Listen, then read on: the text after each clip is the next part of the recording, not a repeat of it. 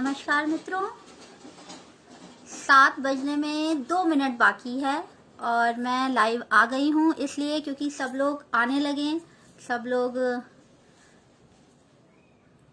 भाई मेहमान को बुलाना है तो मेज़बान को पहले आना चाहिए, तो उसी के नाते मेज़बानी निभाने के लिए मैं आपके साथ हूँ।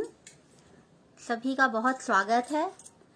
इलाहाबाद विश्वविद्यालय का जो ये इतना बड़ा परिवार है जिसमें 50,000 से ज़्यादा सदस्य जुड़ गए हैं और बहुत बड़ा काम किया है इलाहाबाद विश्वविद्यालय के परिवार का ये समूह बनाकर, ये बहुत अच्छा काम किया है इनके एडमिन्स ने, जो एडमिनिस्ट्रेशन संभाल रहे हैं, जो ग्रुप के मेंबर्स हैं।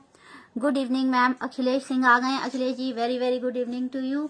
जो आता जाए मुझे बताता जाए, देखिए हमें पता तो चल नहीं पा रहा है। Umesh Srivastava ji hi hello. अरे आप तो मास्क के साथ आए हुए हैं भाई, बहुत अच्छी बात है। आपने तस्वीर भी, आप लाइव भी मास्क के साथ आ रहे हैं, बहुत अच्छी बात है। तो सब आप लोग जुड़ना शुरू हो गए हैं, बहुत अच्छा लग रहा है। आज हम लोग खूब अच्छी यादों से गुजरेंगे, एक कारवां लेकर चल रहे हैं। गुड इवनिंग मैम विशी सिन्हा, आपको भी बहुत very good evening to you. आइए, स्वागत है सबका। और ठीक 7 o'clock I will start. Deepak Pandey good evening दी, खुश रहिए भैया, नमस्कार। आइए, very good evening to all of you. 6:59 हो गया, 1 मिनट और गुजरा, 1 मिनट में और रहती हूँ। 7 बजे से हम लोग बातें करना शुरू कर देंगे, ठीक है। इलाहाबाद का परिवार इतना पुराना, इतनी अच्छी अच्छी बातें हैं, वही मैं सोच रही हूँ कहाँ से शुरू करूँगी और कहाँ तक बताऊँगी।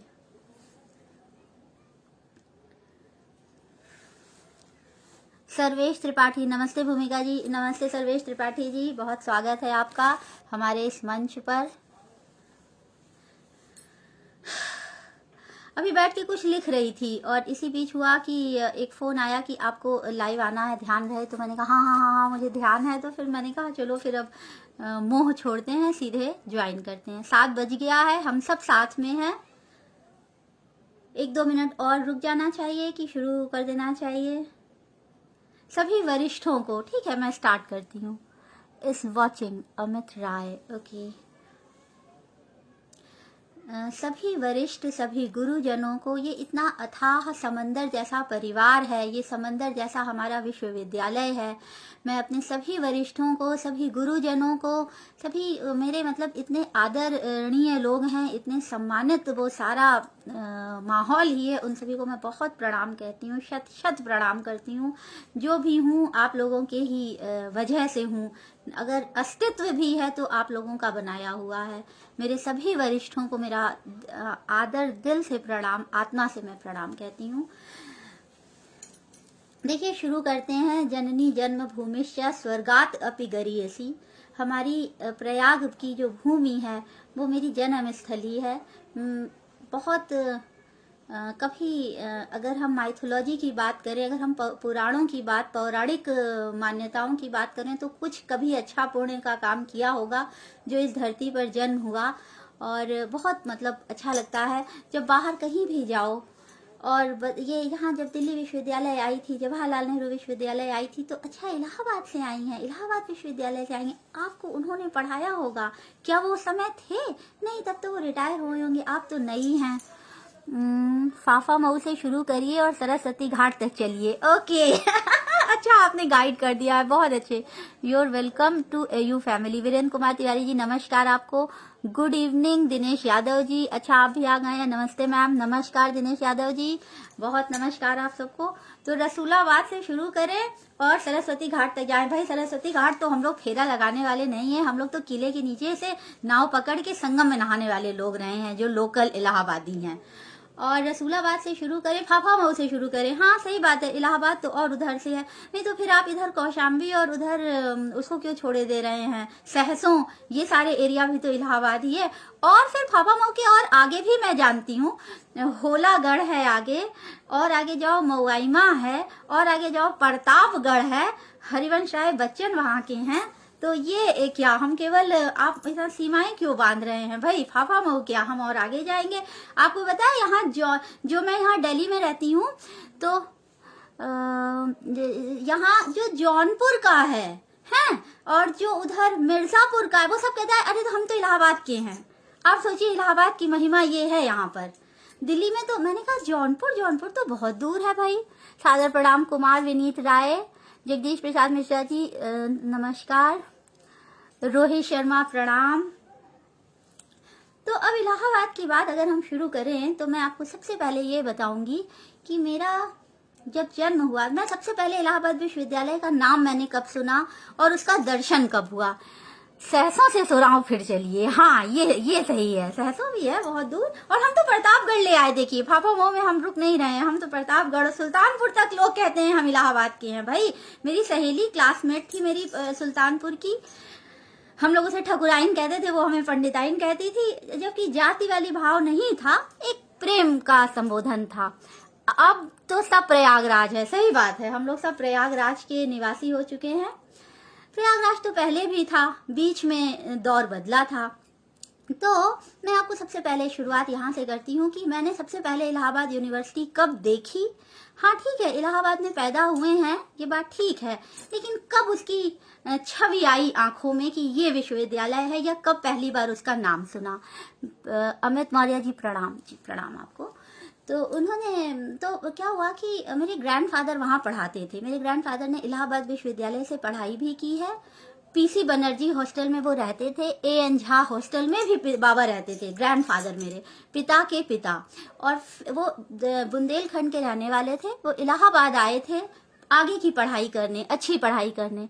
संतोष Kumar Bharti ji hello ma'am, very good evening to you Santosh ji. Nitin Sahu, अच्छा मोवाइमा भी, हाँ मैं Mau Aima Ansar girls inter college में मैंने पढ़ाया है, और वहाँ संस्कृत और इंग्लिश की मैं अकेली टीचर थी। आप समझ लीजिए मोवाइमा का मेरा बड़ा गहरा नाता है। सुजीत सिंह प्रणाम, अखिलेश संघ जी नमस्कार, मोहम्मद आरिफ सलाम वालेकुम, अतुल दुबे नमस्कार आपको। तो क्या हुआ कि बाबा तो पढ़ाते ही थे वहां पर। अब जब बाबा का आना जाना था, हम लोग बहुत छोटे छोटे बच्चे थे तो सुनते थे अच्छा ये यूनिवर्सिटी से आए हैं। अच्छा ये जो इलाहाबाद विश्वविद्यालय है, इसको वहाँ चलताऊ भाषा में यूनिवर्सिटी कहते रहते हैं, ठीक है। अच्छा यूनिवर्सिटी से आए हैं, हम गाजीपुर वाले भी इलाहाबाद जाके बिल्कुल, अरे आधा गाजीपुर इलाहाबादी हो चुका है, वो आप किसी भी राय साहब से पूछ लीजिए। अमित त्रिपाठी प्रणाम मैम, नमस्कार। और कौन है, सूर्यभान सिंह प्रणाम जी, आपको भी प्रणाम, वेरी गुड इवनिंग, नमस्कार। प्रयाग की धरती से, मैं दिल्ली में जरूर हूँ लेकिन मैं पक्की इलाहाबादी हूँ। मैं यहाँ किसी से भी कहती हूँ तो मैं बोलती हूँ मैं पक्की इलाहाबादी हूँ, तो संभल के बात करना। प्रयागराज मतलब अल्हड़पन और बकैती, हाँ है वो बकैत शहर है।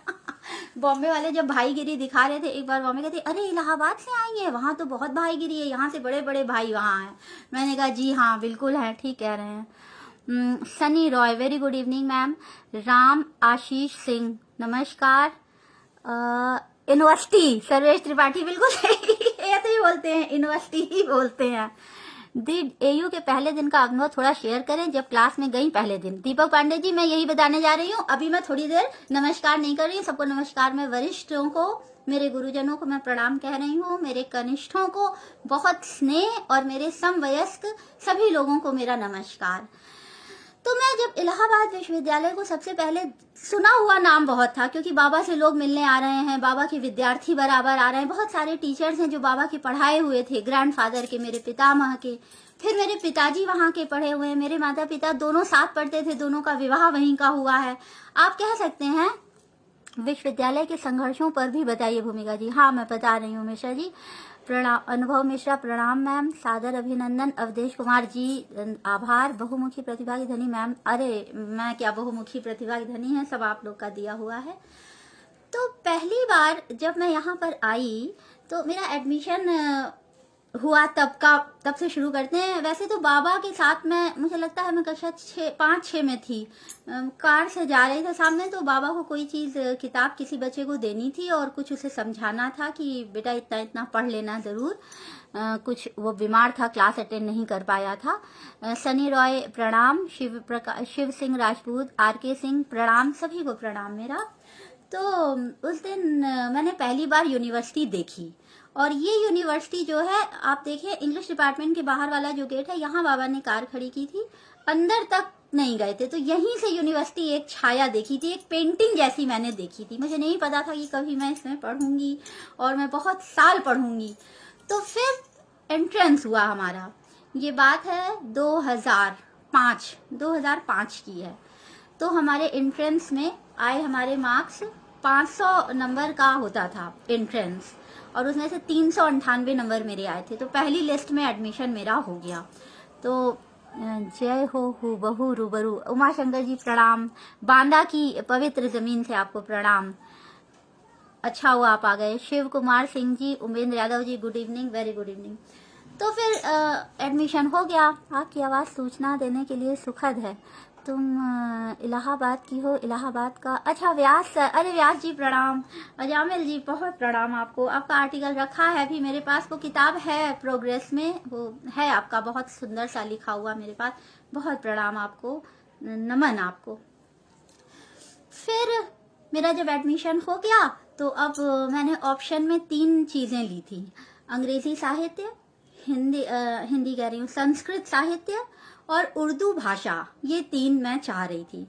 तो उर्दू भाषा कहा आप इसको अलग से ले सकते हैं एक डिप्लोमा के तौर पर, और या तो फिर 3 साहित्य एक साथ नहीं दे सकते, एक भाषा 2 साहित्य, इस तरह से करके मेरा कॉम्बिनेशन कुछ यूं बना, इंग्लिश साहित्य और इंग्लिश साहित्य, संस्कृत साहित्य और इकोनॉमिक्स पढ़ा मैंने 2 साल। तो इकोनॉमिक्स क्योंकि 2 ही साल पढ़ा, सबसे पहले उसी को बता देते हैं। अरे ये अंधेरा कैसे हो गया, क्या मेरी आवाज़ आ रही है? मुझे लग रहा है, अच्छा लाइट का कुछ प्रॉब्लम है यहाँ पर, ओके नो प्रॉब्लम।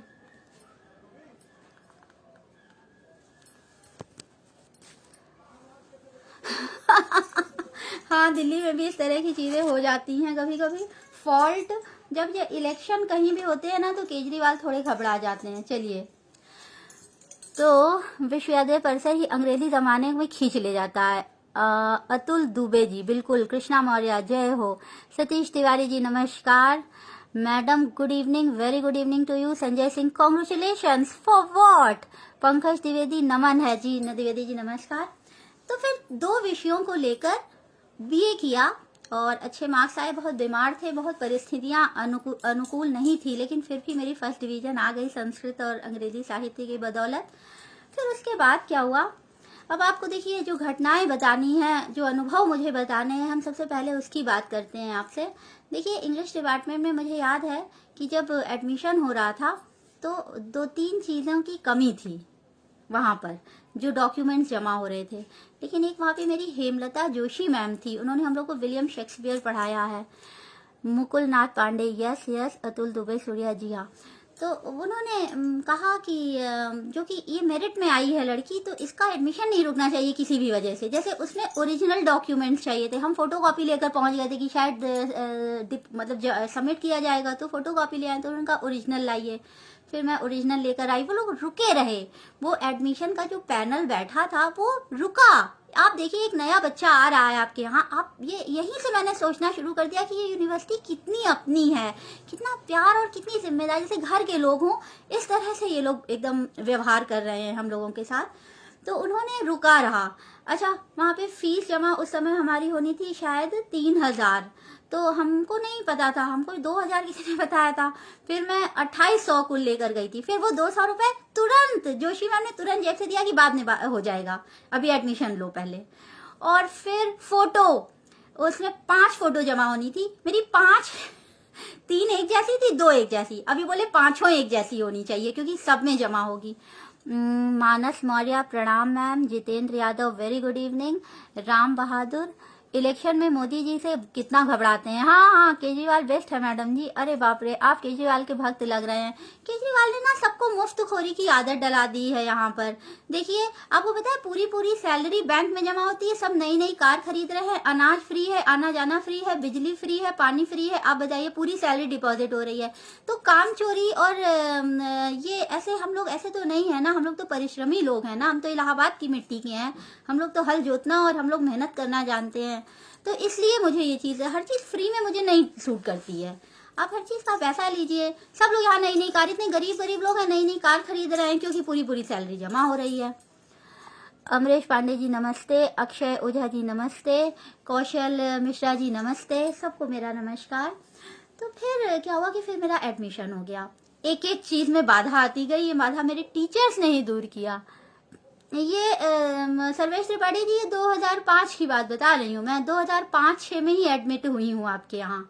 2006 से मैं रेगुलर हुई हूँ और 6 से लेकर 2011 तक 9 साल मैं रेगुलर पढ़ी हूँ वहाँ पे। 9 साल आपके यहाँ रही हूँ मैं। फिर मैं यहाँ आई, अंग्रेजी साहित्य से फिर मैंने एमए किया। बीए में बहुत सुंदर सुंदर घटनाएं तमाम घटती रहीं, सभी ने लगभग पढ़ाया। संस्कृत विभाग में मेरी बहुत प्यारी मैम नसरीन मैम थी जो नहीं रही। इंग्लिश डिपार्टमेंट में सचिन तिवारी सर, अभी ये फजले इमाम साहब सर, इन सब लोगों ने मुझे रोज पढ़ाया है। और जब इनके नहीं रहना सुनते हैं तो आप समझिए दिल्ली में बस यहाँ आंसू बहा के रह जाते हैं। यही खिराजे अकीदत होती है, यही श्रद्धांजलि हो जाती है, क्योंकि वहाँ जाकर तो मिट्टी में पहुँच नहीं पा रहे हैं कोरोना के कारण। और भी अभी फारूकी सर चले गए। फारूकी सर ने मुझे कभी पढ़ाया नहीं है, पर उन्होंने out of the syllabus, out of university बहुत पढ़ाया है, बहुत सिखाया है।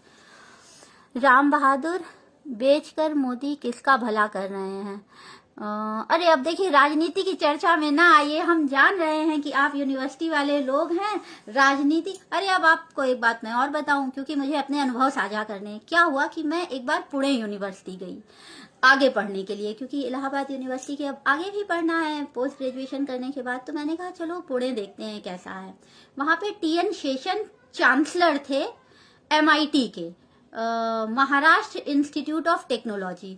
तो अब चूंकि ये टेक्नोलॉजी, अनूप सिंह नमस्कार, पंडित अनूप मिश्रा जी बिल्कुल नमस्कार पंडित जी, मोहम्मद नावेद इरफान सलाम वालेकुम आपको।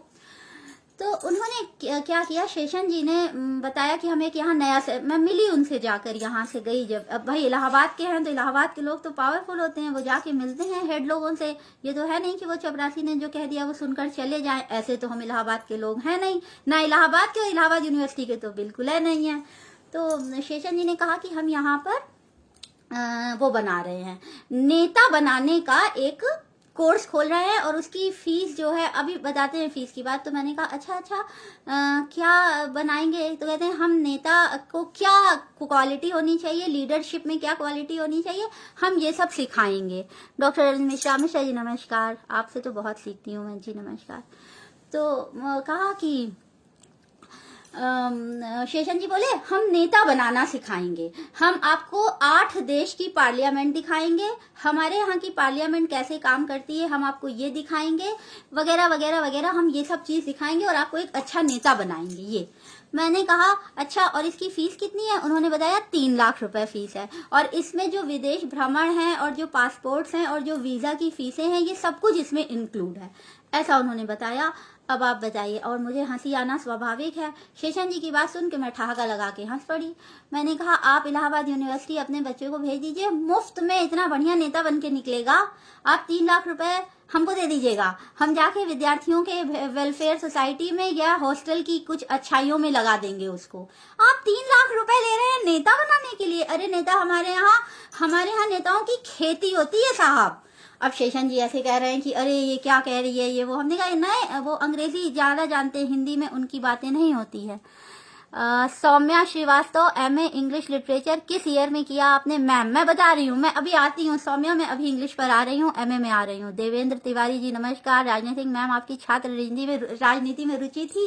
हाँ मेरी रुचि थी, पर हम लोग को ना वोट, हम बहुत सामंतवादी परिवार से आते हैं और बहुत पितृसत्ता हम लोगों ने देखी हुई है और हम बहुत गहरी जड़ें हैं, हम उस परिवार से आते हैं।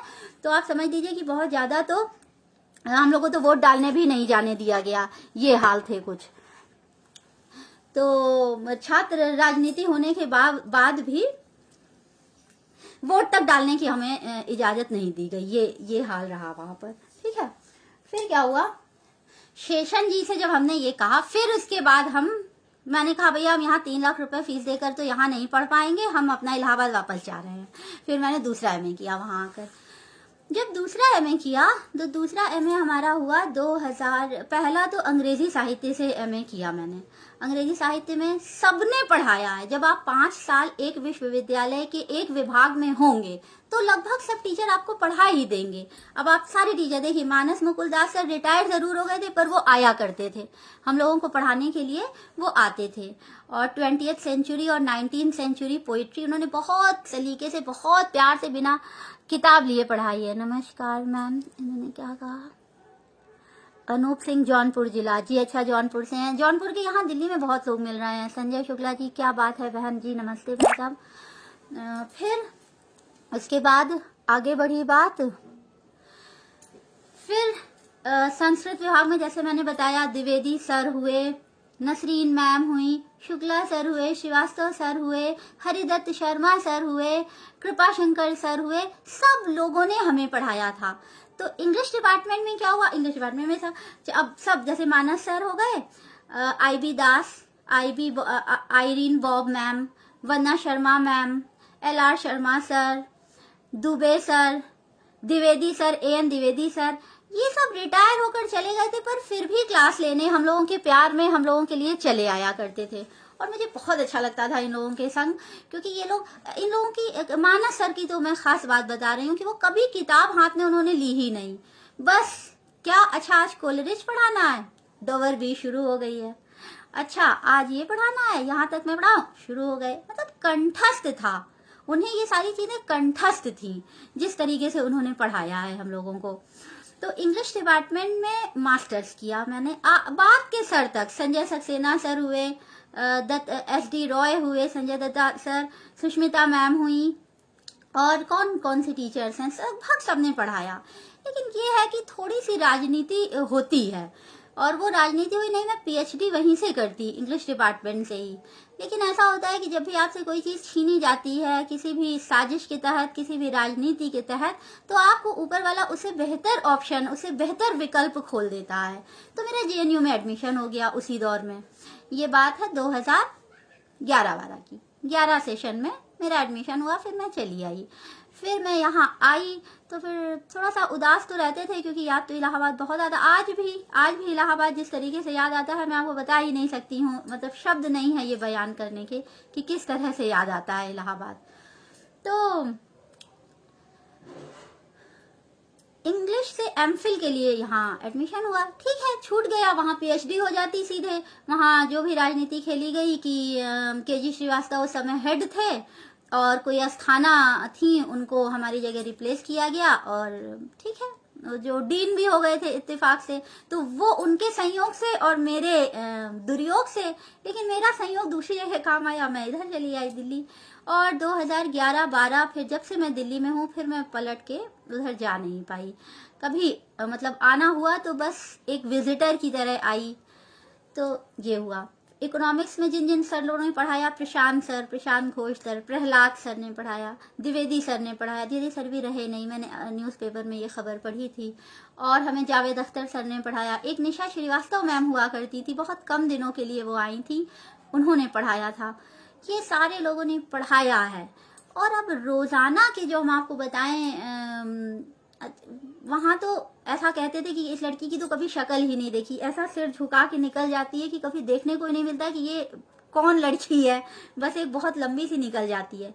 जब मैं दिल्ली में आई हूँ यहाँ, तो बहुत सारे लोग जो उधर से मिले, उन्होंने कहा कि अच्छा तुम बोलते भी हो, अच्छा तो तुम्हारी सूरत ये है, हम लोगों ने तो इलाहाबाद में तुम्हें कभी देखा नहीं, ना बोलते ना, क्योंकि मैंने कहा मैं बड़ी सामंतवादी परिवार से आती थी। अच्छा एक बात इस दौर में और बताऊं, थोड़ा सा व्यक्तिगत है ये, लेकिन बताया जा सकता है। मेरे तो बीज ही इलाहाबाद यूनिवर्सिटी में पढ़े हैं, क्योंकि मेरे माता पिता साथ पढ़ने वाले लोगों में था, जूनियर सीनियर थे पर साथ में ही पढ़ते थे। पिता छात्र राजनीति में थे। तो आप समझ लीजिए, हॉलैंड हॉल हॉस्टल है इधर यूनियन गेट के साइड में, पापा अक्सर वहां रुका करते थे और आप आश्चर्य करेंगे माँ के साथ रुकते थे, क्योंकि वो छात्र नेता थे, उन्हें कोई कुछ बोलता नहीं था, वो अपनी बीवी को लेके आए हुए हैं और छात्र दूर दूर रहते थे कि भैया वो जो छात्र नेता है। अच्छा, वहाँ छात्र नेता कई तो नहीं, आजकल तो बहुत बदल गया है। पहले के छात्र नेताओं में ये था कि गुंडा मार्का है, तो थोड़ा सा लोग उनसे दूर ही रहते थे। जो पढ़ने लिखने वाले लड़के हैं वो छात्र नेताओं से दूरी बना के रखते थे, तो अगर पापा चले गए तो फिर कोई बात नहीं करता था, दूर दूर हो जाते थे पढ़ने वाले लड़के। तो मेरा बीज, मैं ऐसा समझती हूँ कि कभी हॉलैंड हॉल में ही पढ़ा होगा। तो इलाहाबाद यूनिवर्सिटी की जितनी ज्यादा मैं हूँ इतनी और लोग कम होंगे, एक तरह से प्रकारांतर से ये बात मैं कह रही हूँ। उसके बाद मैंने एक एमए और किया, ये बात है 2008-9 की। ये था तुलनात्मक साहित्य। तुलनात्मक साहित्य 2 बैचेस इसके चले बस। हमारा इकलौता बैच है जो कंप्लीट कर गया।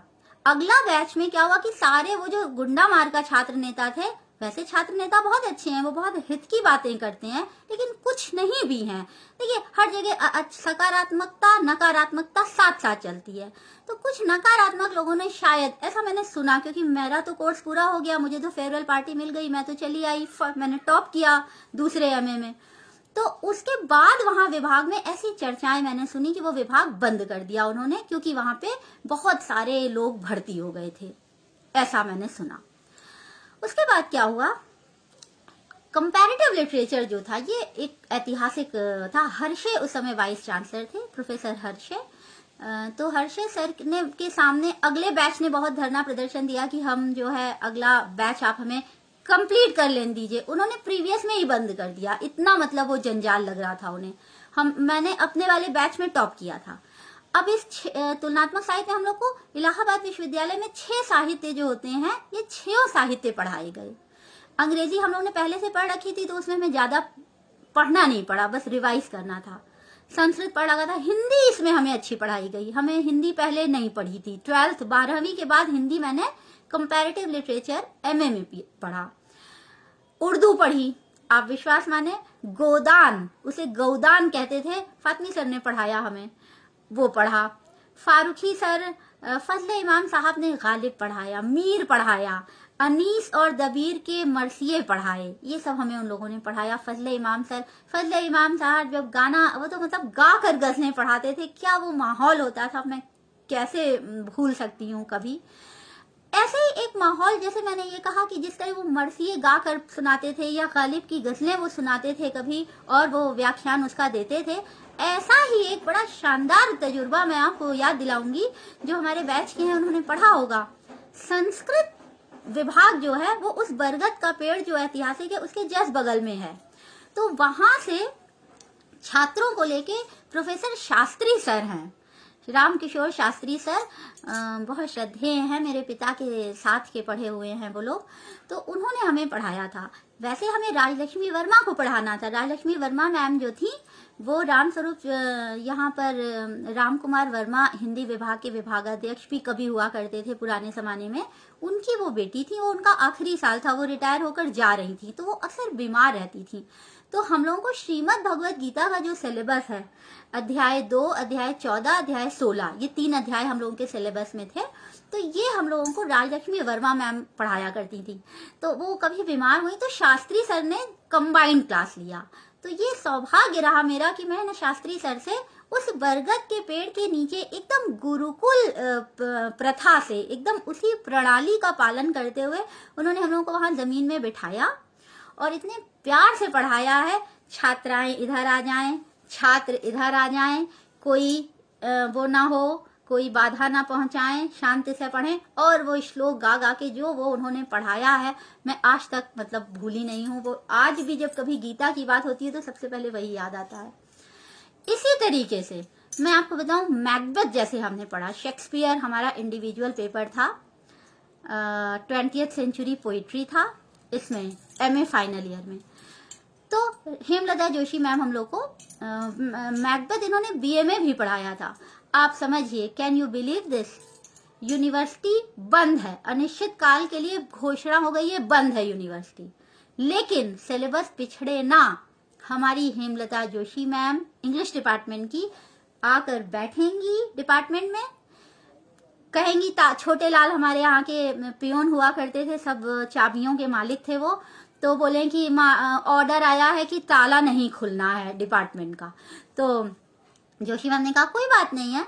वो सीढ़ी में ऊपर बैठी, हमारी जो इंग्लिश डिपार्टमेंट है देखा होगा, बड़ी सुंदर सी बिल्डिंग है वो, सीढ़ियों में बैठा के लड़के लड़कियां इधर लड़के इधर, और वो मैकबेथ का पाठ ऐसे गूंज रहा है उनका, आज तक कानों में गूंज रहा है, वो उन्होंने पढ़ाया। देखिए मैंने आपको 3 भाषाओं का बता दिया, इंग्लिश का ये मैकबेथ जैसा, और मानस सर की वो 20th सेंचुरी वाली पोइट्री का तरीका, संस्कृत में शास्त्री सर और जो भी हैं सबका गा गा कर सुना हुआ और इतनी बढ़िया व्याख्या, और जो है उर्दू में फजले इमाम साहब का। मतलब इतना ठोस बना दिया हम लोगों को, इतना स्ट्रांग बना दिया गया कि हम लोग जब किसी भी डिपार्टमेंट, किसी भी university all over world, not in India, हम ऑल ओवर वर्ल्ड भी किसी यूनिवर्सिटी में जाते हैं और हम लोगों को ये तजुर्बे जब हम लोग कभी बताते हैं तो मतलब इतना मार्मिक सा माहौल और इतना इंटेलेक्चुअल सा माहौल बन जाता है, इतना लोग द्रवित होते हैं और इतना इम्प्रेस भी होते हैं कि अरे ऐसा भी होता था, अरे ऐसा भी होता था। देखिए जो यूनिवर्सिटी होती है वो केवल 4 दीवार नहीं होती है, यूनिवर्सिटी में बहुत सारे संबंध, बहुत सारी जिज्ञासाएं, बहुत सारी बौद्धिकताएं, बहुत सारी नींव मजबूत कर दी जाती है। हर यूनिवर्सिटी होती है, ये बात नहीं है कि ये अकेले हम अपने यूनिवर्सिटी इलाहाबाद यूनिवर्सिटी की बात करें, लेकिन हमारी यूनिवर्सिटी अपरंपार महिमा है इसकी और किसी की भी तुलना में, ये है। फिर तुलनात्मक साहित्य का विभाग बाद में बंद हुआ, फिर मैंने एक एडमिशन लिया, वहां पर बीएड किया SS खन्ना से, वहीं का था। एक जर्मन का डिप्लोमा लेने के लिए किया, भास्कर झा सर पढ़ा रहे थे, भास्कर झा तो मित्र फ्रेंड लिस्ट में भी हैं, श्रद्धेय गुरु हैं हमारे, ये है।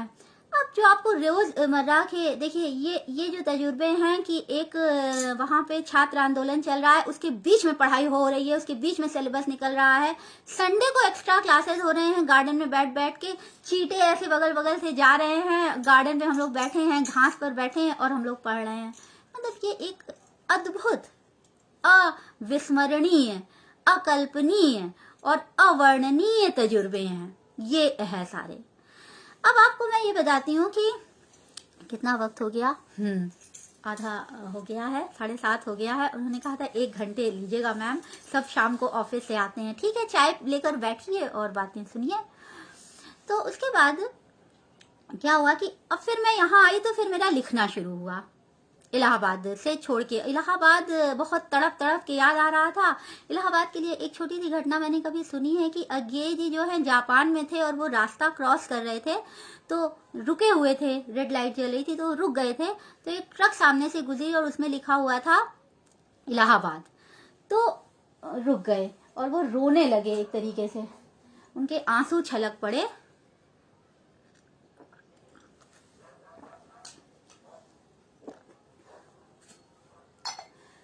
उनको तो ऐसा 2-3 बार मेरे साथ भी हुआ। यहाँ पर दिल्ली में हूँ या बाहर भी हूँ तो बोर्ड में मैंने देखा एक जगह इलाहाबाद बैंक का था, नीले रंग का बोर्ड सफेद रंग से, और मैं जब नई यहाँ आई थी तो वाकई मैं रुआसी हो गई थी और मैं रो रही थी, इलाहाबाद कितना दिन हो गया इलाहाबाद देखे। फिर यहाँ पे कुछ टीचर्स भी कभी कभी आ जाते हैं, जैसे कि यहाँ नॉर्थ कैंपस है, दिल्ली विश्वविद्यालय का जो नॉर्थ कैंपस है, यहाँ एक बहुत बड़ी सी विवेकानंद जी की मूर्ति है। एमफिल करने वाले विद्यार्थी वहां जाते हैं, पीएचडी वाले वहां जाते हैं, बीए एमए कॉलेजेस में होता है, लेकिन अगर आपको एमफिल करना है या पीएचडी करना है तो आपको मेन नॉर्थ कैंपस जाना पड़ता है। तो मेन नॉर्थ कैंपस में आर्ट फैकल्टी और इस साइड जो है लाइब्रेरी, उसके बीचों बीच एक बहुत बड़ी सी प्रतिमा है विवेकानंद स्वामी जी की। तो यहाँ नीचे एक दिन शास्त्री सर दिख गए। अरे मैंने कहा सर आप, और ऐसा लग रहा था जैसे कि पूरी इलाहाबाद की अमरूदों की खुशबुएं, संगम का किनारा, दारागंज की ठंडी ठंडी हवाएं सब एक साथ दिख गई, एक साथ मिल गई, और मैं इतनी खुशी में रोने लगी वही खड़ी खड़ी। तो शास्त्री सर ने कहा अरे बेटा कोई बात नहीं, आया करो इलाहाबाद, प्रयागराज आया करो। मैंने कहा जी सर आऊंगी, और आप आए, मुझे मतलब देखकर इतना अच्छा लग रहा है। फिर क्या हुआ कि यहाँ लिखना जब से शुरू हुआ, जो मेरी पहली कहानी है, राइटर तो अब लोग कहते हैं भूमिका राइटर हो गई है, हम तो बस सीख रहे हैं, कोशिश करते रहते हैं। पहली कहानी जो प्रकाश, जब देखिए सर, मैं आप सभी लोगों से ये बात कहूंगी कि जब हम लोग लिखते हैं तो हम लोग का लिखने पे बस होता है, छपने पर हमारा बस नहीं होता, मार्केटिंग पे हमारा बस नहीं होता, वो प्रोफेशनल एरिया प्रकाशक संभालते हैं या पत्रिकाएं देखती हैं कब क्या छपना है। तो जैसे मैंने जो लिखा सबसे पहले था वो कहानी सर सुंदरलाल छात्रावास का बैकग्राउंड था। देखिए, पहली red light versus red light area, ये सर सुंदरलाल छात्रावास का बैकग्राउंड मैंने बनाया था दिमाग में। कुछ ऐसा था कि वो एक व्यक्ति था, वो प्राणायाम छत पर करता था, बाद में वो मंत्री बना। राजशेखर त्रिपाठी नाम के कैबिनेट मिनिस्टर का मैंने चरित्र गढ़ा था इसमें। तो उसमें मेरा सर सुंदरलाल छात्रावास इलाहाबाद आता था। ये मेरी पहली कहानी थी जो मैंने यहाँ दिल्ली आकर लिखी थी। दूसरी कहानी थी काला गुलाब, जो छपी सबसे पहले थी, प्रकाशित सबसे पहले हुई थी। तो लोग ये कहते हैं भूमिका की पहली कहानी काला गुलाब है। वो पूरी इलाहाबाद यूनिवर्सिटी, इमरजेंसी का दौर है। मैं तो इमरजेंसी के दौर में पैदा नहीं हुई थी, पर मेरे ग्रैंडफादर से, मेरे पिता से, मेरे परिवार वालों से मैंने बहुत सुना। तो उन सुनने के आधार पर जो एक कहानी लिखी और जो छपी, जिस कहानी के चलते मैं अश्क परिवार का हिस्सा बन गई, वो कहानी काला गुलाब थी। वो भी छात्र नेता पर थी, कैसे एंटी कांग्रेसी जो हैं उनको किस तरह जेल भरा जा रहा है, छात्र राजनीति पर वो कहानी थी। तो यहाँ जब आई तो फिर लिखना सिस्टमैटिक शुरू हुआ। ये है, तो पहली कहानी संग्रह बनी बोहनी, ज्ञानपीठ ने उसे सम्मान दिया। पहला प्रकाशन किताब का वो है।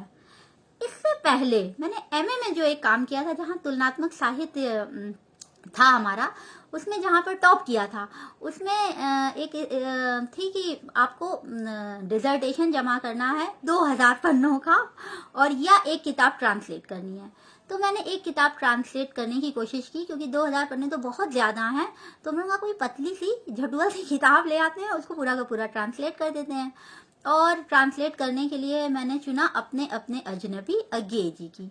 और अज्ञे जी का ये उपन्यास था तो ये 92 पन्ने का, लेकिन इतना ज़्यादा दुरूह हिंदी थी, क्योंकि हिंदी बहुत गूढ़ हिंदी हमारी मातृभाषा है। मैं किसी भी भाषाओं में बात कर लूँ, किसी भी भाषाओं में सेमिनार अटेंड कर लूँ, कुछ भी कर लूँ, लेकिन मेरी मातृभाषा हिंदी है और मैं हिंदी में ही लिखती हूँ। इसलिए मेरे इलाहाबाद की देन है ये मुझे। इसलिए मैं इंग्लिश में, मेरी बस वही एक किताब आई थी, वो एक प्रोजेक्ट था। तो हिंदी की पहली किताब मेरी बोहनी है। पहला उपन्यास आसमानी चादर है। आसमानी चादर में इलाहाबाद यूनिवर्सिटी खूब है, वो बाटा का चौराहा, वो दारागंज, वो इलाहाबाद यूनिवर्सिटी, वो संस्कृत डिपार्टमेंट, वो समिया माई जी का मंदिर, बहुत सारे, वो सिविल लाइन्स, थोड़ा सब दिखाया है। तो आप लोग ये ना कहें कि भूमिका दिल्ली चली गई तो वो दिल्ली वाली हो गई। I can never be Delhi वाली, I am always Allahabadi, Prayagraji, always. तो ये है। यहाँ पर भी देखिए, पहला उपन्यास जो है वहीं का है, पहली कहानी की किताब है, वहीं से शुरू हो रही है। फिर उसके बाद आई किराए का मकान। किराए के मकान में भी मैंने इलाहाबाद दिखाया, क्योंकि जो लड़के बाहर से आते हैं पढ़ने, जो लड़कियां बाहर से आती हैं, अब आप सलोरी वाला हिस्सा देख लीजिए, आप अल्लाहपुर देखिए, आप समझ लीजिए कितनी पीढ़ियां इन किराएदारों ने चला दी, कितनी पीढ़ियों को पाल दिया इन किराएदारों ने। ऐसा है स्थितियां। तो वो किराए का मकान एक उपन्यास जो है वो लिखा मैंने ज्ञानपीठ, भारतीय ज्ञानपीठ ने इसे प्रकाशित किया। ये उल्टा दिखेगा यहाँ से, तो शीशे से दिखा के फिर दिखाएं, बस ठीक है, समझ लीजिए, सब है अमेज़न पर। तो किराए के मकान में मैंने ये दिखाया कि कैसे छात्र है या कैसा कोई लड़का अपने यहाँ बादशाह होता है, और यहाँ वो किस तरह स्टोव जला जला के खाना पका रहा होता है, जॉइंट बाथरूम में रहता है, बीमार पड़ जाता है, फिर ठीक होता है। ये सब मैंने दिखाया है। लड़की की कहानी है इनिशियली, लेकिन लड़कों का भी पूरा दिखाने की कोशिश मैंने की है। फिर इसके बाद अगली किताब हमारी आई, किराए के मकान के ठीक बाद आई है स्मैक आई है। स्मैक कहानी जो है, स्मैक उपन्यास, ये बम्बई पर है। बम्बई में जो लड़के लड़कियां संघर्ष कर रहे होते हैं हीरो बनने के लिए, ये उन पर है। हीरो बनने के लिए, कलाकार बनने के लिए, कोई भी, वो गायक बनना चाहते हैं, वो म्यूजिक लिखना चाहते हैं, वो स्क्रिप्ट राइटिंग में जाना चाहते हैं, वो प्रोजेक्ट मैनेजर बनना चाहते हैं, वो डिजाइन करना चाहते हैं, वो बुटीक चलाना चाहते हैं, हर एक विधा की जरूरत फिल्मी लाइन में है। कहते हैं film is a complete art, जहाँ पे आपके लिखने, पढ़ने, कला, सारे आर्ट की जरूरत जिस जगह है वो फिल्म माध्यम कहा जाता है। तो फिल्मी जगत में जो लोग हाथ आजमाने जा रहे होते हैं, ये पूरी की पूरी उपन्यास स्मैक ये उन पर है। तो इलाहाबाद का इसमें जिक्र है, हमारा इलाहाबाद इसमें है, क्योंकि कुछ पात्र जो हैं वो वहां से शिफ्ट हुए हैं और फिर वो कैसे वहां संघर्ष कर रहे हैं, कितना अनकंफर्टेबल है, कितना कंफर्टेबल है, ये उसमें दिखाया है। उसके बाद मेरी ये किताब आई खाली तमंचा। अच्छा, खाली तमंचा के संग में बताऊं, अब देखिए खाली तमंचा जो है नाम रखा गया बाद में, मैंने इसे red light versus red light area के नाम से ही पहले चुना था, लेकिन ये थोड़ा अंग्रेजी नाम बन रहा है, क्योंकि जो राजशेखर त्रिपाठी कैरेक्टर लाई थी मैं सर सुंदरलाल छात्रावास, उसे थोड़ा सा नकारात्मक दिखाया था प्रारंभ में। तो लेकिन खाली तमंचा बड़ी दर्दनाक कहानी है, बड़ी मार्मिक कहानी है, बड़ा मतलब रुला देने वाली कहानी है। बहुत ऐसा प्रकाशक और पाठक कहते हैं कि बड़ी असरदार है, बड़ी प्रभावी कहानी है। तो इसके नाम से किताब आई पेंगुइन से, ये है। उसके बाद क्या आया, हाँ उसके बाद 2 आई है।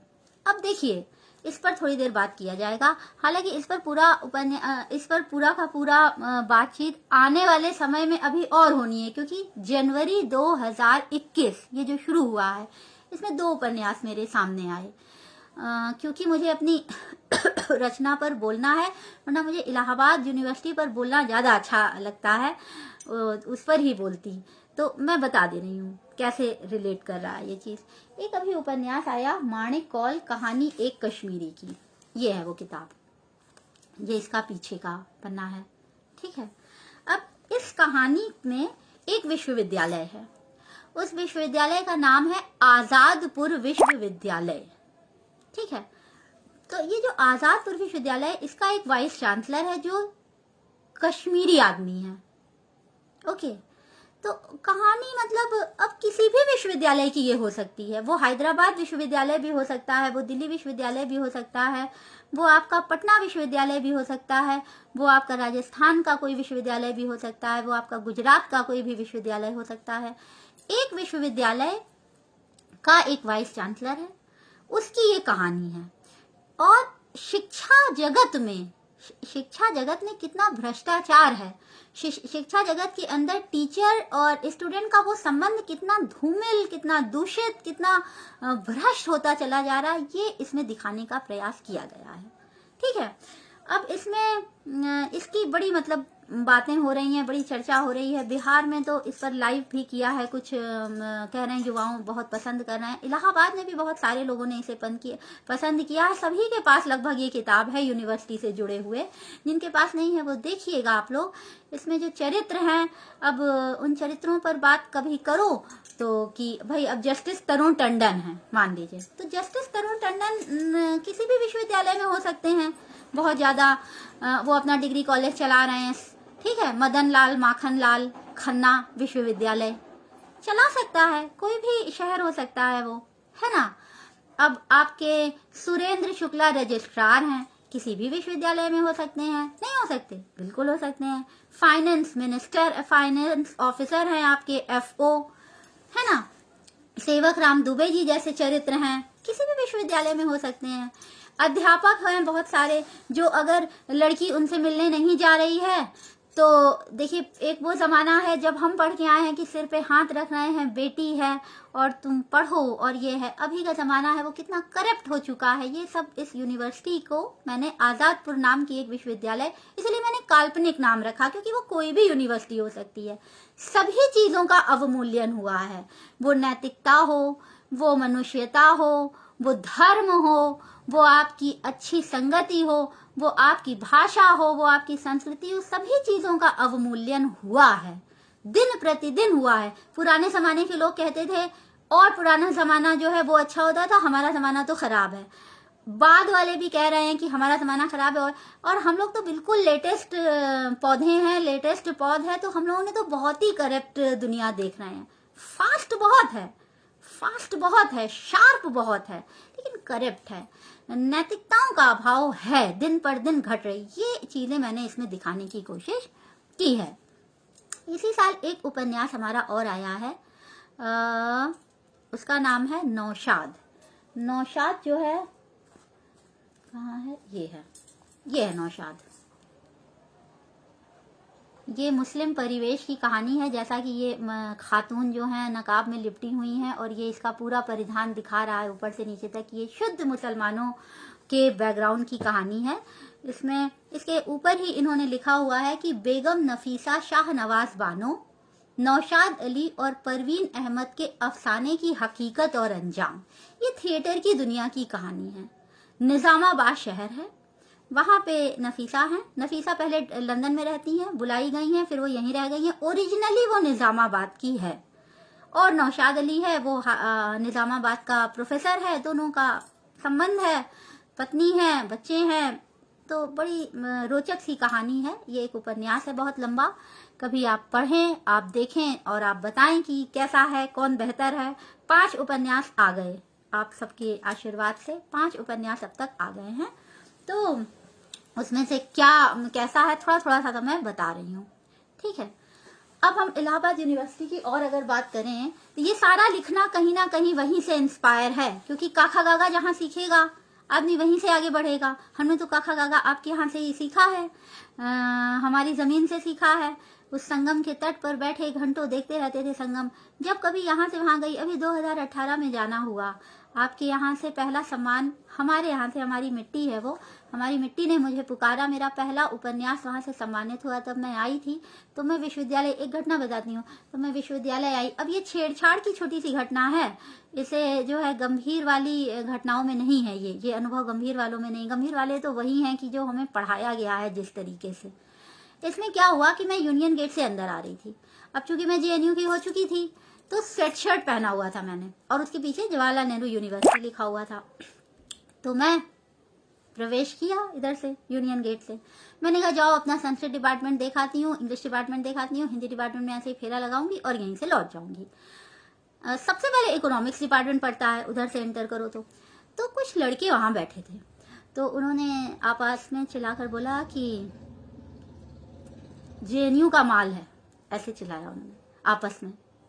तो मतलब मुझे थोड़ा सा, क्योंकि अब मैं दिल्ली आ गई थी, जेएनयू में बड़ा लोकतंत्र है, बड़ा ही लोकतांत्रिक माहौल है। बड़ा, हम लोग जो इलाहाबाद विश्वविद्यालय में टीचर को, गुरु को परमात्मा से कम किसी तय नहीं मानते थे, यहाँ हमारे टीचर्स हमारे मित्र हो गए थे।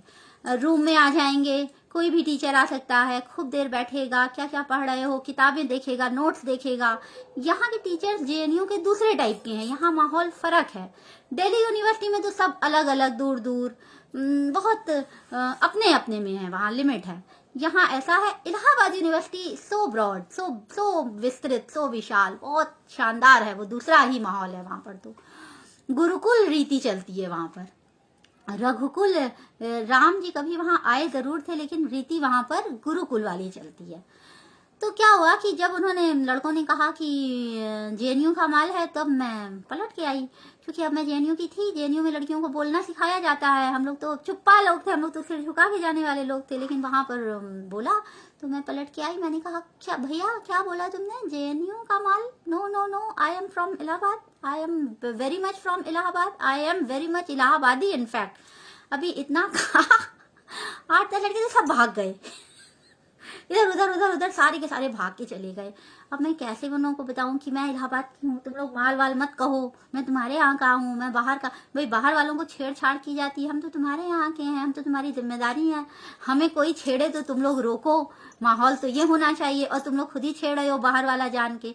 तो हम बाहर वाले नहीं हैं, यही मैंने उन्हें बताया। फिर उसके बाद वो सब के सब भाग गए और उसके बाद कोई आया नहीं। फिर मैं आगे गई, बहुत साल बाद, 2018 में मैं बहुत साल बाद इलाहाबाद आई थी, और आपके यहाँ प्रशांत सर से, जावेद सर से, सबसे भेंट हुई, सबसे प्रणाम किया। फिर इंग्लिश डिपार्टमेंट गई, खाली खाली पड़ा था। कुछ एक टीचर्स वहाँ, वंदना शर्मा मैम मिली, काफ़ी हेल्दी हो गई हैं। और संस्कृत डिपार्टमेंट तो मैं गई नहीं फिर उस साइड, क्योंकि बंद शायद था, सब लोग क्लास ही लेने में थे। तो बहुत साल से एक वो थी कि जाऊं तो देख के आऊं। अब मैं फिर कभी आऊंगी। जैसे ये परिवार इतना सुंदर बनाया है, इतना बढ़िया काम इन लोगों ने किया, इतने सारे लोगों को जोड़ दिया है, जो अधिकारी हमारे विश्वविद्यालय ने तो राष्ट्रपति, प्रधानमंत्री, इतने सारे नेता, इतने सारे मंत्री कैबिनेट के तो जो दिए हैं, अनगिनत प्रशासनिक अधिकारी। There is no number, there is no limit, अनगिनत। जुडिशियरी में, प्रशासन में इतने सारे अधिकारी, इन सबको जोड़ दिया है, एक मंच दिया है। ये बहुत स्वागत की बात है, ये बहुत अभिनंदन की बात है, ये बहुत बधाई के पात्र हैं, बहुत साधुवाद उन्हें, उन्होंने बहुत अच्छा काम किया है कि सबको एक मंच पर वो लाए हैं। इतने ज़माने हो गए थे सबको देखे हुए। फिर एक परिवार के हमारे सदस्य नीलाभ साहब थे। नीलाभ साहब जो हैं इंग्लिश हिंदी डिपार्टमेंट से वो मास्टर्स किया था, उन्होंने ग्रेजुएशन किया था बीकॉम से और मास्टर्स किया था हिंदी डिपार्टमेंट से। हिंदी डिपार्टमेंट से मेरा वास्ता बहुत लिमिट में था, बहुत छोटा सा था। राजन सर ने पढ़ाया हमें, प्रणव कृष्ण सर ने पढ़ाया, लालसा मैम ने पढ़ाया थोड़ा सा। वो कंपैरेटिव लिटरेचर में जो है राम की शक्ति पूजा, अज्ञे की असाध्य वीणा, थोड़ा सा सिलेबस जो हम लोग को दिया गया था वो पढ़ा मैंने। तो इतना साहित्य, इतना प्रेम से, इतनी लगावट से, इतनी जिम्मेदारी से सबने पढ़ा दिया, ये और यूनिवर्सिटी में कहीं संभव नहीं है। मैं आपको बता रही हूँ, मैंने बाहर की यूनिवर्सिटीज भी देखी हैं, दिल्ली और जेएनयू विश्वविद्यालय तो मैं रेगुलर पढ़ी हूँ, दिन रात का साथ देखा है, रहा है, रही हूँ हॉस्टल्स में दोनों के। लेकिन जो बात इलाहाबाद यूनिवर्सिटी में, वो आत्मीयता, वो लगाव, वो भाषा, वो तरीका, वो तौर, वो चीज़ें वो नहीं मिलती है, वो लल्ला चुंगी, वो सब कहाँ मिलती है। WH से निकलो, हम लोग के क्लासेस WH में होते थे पहले। BA फाइनल ईयर से हम लोग मेन कैंपस में जाते थे। पार्ट 1 के क्लासेस तो सब हम लोगों के WH में होते थे, वुमेन हॉस्टल के अंदर जो कैंपस बना हुआ है। जो लोग वहाँ रहने वाले हैं वो सब अच्छी तरीके से उन स्थितियों को, उन जगहों को समझ रहे होंगे। तो इस तरीके से हम जो है सुनते रहते हैं। अब ये हाल है कि वहाँ से जब कोई आता है तो कहते हैं, जब अब जैसे अभी हाल की ही बात है, थोड़े दिन पहले ही की बात है, हालांकि विवादित बात है, उसको तो ना ही कहना चाहिए। जैसे आपके यहाँ के वाइस चांसलर प्रोफेसर हांगलू कभी आए तो वो ये लेकर आए कि आपके यहाँ के परिवार वालों को हमने पढ़ा हुआ है, तो बहुत आत्मीयता वाला बोध हुआ कि वो विश्वविद्यालय है, वहाँ के ये वाइस चांसलर हैं, तो थोड़ा सम्मान वाली बात आई। लेकिन बाद में वो चीज़ बहुत करप्ट हो गई, वो बहुत तरीका सही नहीं रहा। उन्होंने ये भी कहा कि हम नीलाभ जी, जब निराला आर्ट गैलरी वहाँ बना हुआ है तो नीलाभ जी के भी नाम से कुछ होना चाहिए।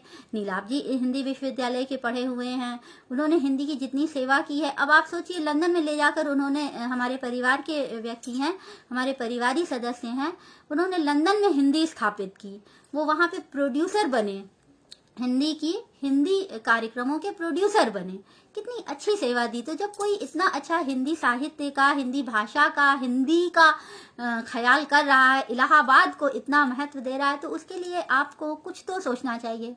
कुछ ना सोचिए तो चलिए बुलाइए, हम लोग सब इकट्ठे हों और हम लोग अपने अपने दिनों को याद करें, एक साथ बैठें, थोड़ी बहुत इलाहाबादी चाय, इलाहाबादी चीज़ें ग्रहण करें और संगम के किनारे कभी हो आए। अभी आए थे तो इतना बंधन था, अभी मौनी अमावस्या और बसंत पंचमी तक इतना स्नान मैं करके आई, 8 दिन मैं वहाँ करीब थी। तो संगमी क्षेत्र में थी, क्योंकि इतने बंधन थे, भीड़ हो रही है तो पांटून के पुल नंबर 1 बंद है, 2 बंद है, वहां से जाना बंद है, तो फिर मैं शहर गई ही नहीं, बस यहाँ पर रही, स्नान किया संगम का 8 दिन रेगुलर शानदार, और मैं लौट आई।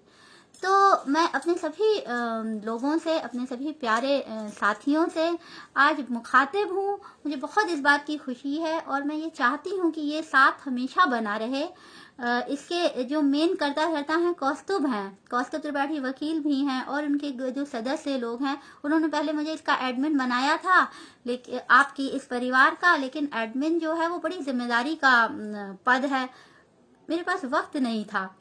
और इनसे मेरी जो बातचीत है कि आप लोगों से जुड़ना है, ये बात पिछले साल से चल रही है। आप समझिए जब से ये ग्रुप बना है, पहले दिसंबर में हुआ, उपेंद्र नाथ अश्क साहब पिताजी हमारे, उन पिताजी का जन्म दिवस जयंती थी 14 दिसंबर, पहले हुआ मैं 14 दिसंबर को आऊंगी, फिर नहीं हुआ कि 14 दिसंबर को मैं व्यस्त हूँ, कुछ धार्मिक कृत्य यहाँ करवाने हैं, फिर नहीं हुआ। फिर उसके बाद हुआ कि इसमें आएंगे मेरी अपने जन्मदिन पर 23 दिसंबर को, उस दिन माणिक कॉल रिलीज होनी थी, उस पर बोलना था, फिर रह गया कि नहीं 2-2 लाइव नहीं देंगे, एक दिन में एक ही लाइव देंगे। फिर हुआ नए साल में, मैंने कहा नए साल में, क्योंकि 23 दिसंबर 1 जनवरी में 6-7 दिन का अंतर है, तो मैंने कहा कि अरे भैया किसी वरिष्ठ को बुलाओ, मुझे मत बुलाओ 1 जनवरी को, मैं नहीं आ पाऊंगी। उस दिन भी ये ड्रॉप हो गया। फिर हुआ कि 14 फरवरी को, क्योंकि आपकी कहानियों में लव स्टोरीज बहुत हैं, आपने जितना लिखा है अभी तक 8 किताबें जो आपकी है, इसमें लव स्टोरीज प्रायः हैं। तो अब आप 14 फरवरी को बोलिए। 14 फरवरी को मैं आपके यहाँ ही थी, संगम के तट पर थी। अब संगम के तट पर नेटवर्क ही नहीं लग रहा है, दिल्ली के नंबर ही नहीं चल रहे हैं वहाँ। तो और कौस्तभ जी जो हैं वो चले गए बांदा। बड़ी दुखद खबर मिली, कौस्तभ जी की उनकी माता जी चली गई। ये बहुत दुखद हुआ मुझे। मैंने उसे कहा मैं तुम्हारी बड़ी बहन जैसी हूँ, तुम संभालो अपने आप को। तो ये स्थितियां हो गई। तो फरवरी में भी चला गया। होली में अभी हुआ, होली में फिर दूसरे कार्यक्रम मेरे लगे हुए थे, तो भी उसमें मैं नहीं बोल पाई। तो आज जाके 1 अप्रैल को, जिसे हम लोग जो हम लोगों का जो सर्किल है, हम लोग कहते हैं अप्रैल कूल डे। हम इसे कूल डे मानते हैं, इसे हम फूल डे नहीं मानते। तो इसे कूल डे मानते हुए आज ये मौका हाथ लगा कि आप सबसे मिले। मेरा बहुत सौभाग्य, बहुत सुंदर शहर, सुंदर ज़मीन, उस भूमि को मैं नमन करती हूँ। फिर से अपने सभी साथियों को मैं प्रणाम कहती हूँ, अपने सभी वरिष्ठों को मैं फिर से एक बार नमस्कार कहती हूँ। हम फिर मिलते रहेंगे, हम फिर बातें करेंगे। जब भी इलाहाबाद पुकारेगा, जब भी इलाहाबाद का एक भी सदस्य, एक भी कतरा, एक भी टुकड़ा बुलाएगा, मैं तुरंत हाजिर होंगी। मैंने हमेशा ये बात कही है और मैं एक बार फिर यही बात दोहरा रही हूँ। और अब मैं विदा लेती हूँ, काफ़ी टाइम हो गया है। मैं हाँ 7 बजने से कुछ मिनट पहले से जुड़ गई थी। तो अब मैं विदा लेती हूँ। मेरे सभी वरिष्ठों, मेरे सभी गुरुजनों को एक बार मेरा सादर प्रणाम, चरण वंदन आप सबका, उस ज़मीन का, उस भूमि का, इलाहाबाद का, उस प्रयाग की पवित्र पावनी नदी के किनारे गंगा माता का, उस संगम का, उस सरस्वती की आराधना में कोई चूक ना हो, मैं भरसक प्रयास करूं। मेरे सभी समवयस्कों को मेरा प्रणाम, मेरे सभी छोटे भाइयों का, छोटे मित्रों का, सभी को बहुत बहुत बहुत स्नेह, बहुत प्रेम। और अब रखती हूँ। जय गंगा मैया की, जय संगम की। और फिर मिलते हैं उस गंगा जमुनी ज़मीन से, फिर जुड़ते हैं, रखते हैं। नमस्कार, सभी को मेरा नमस्कार।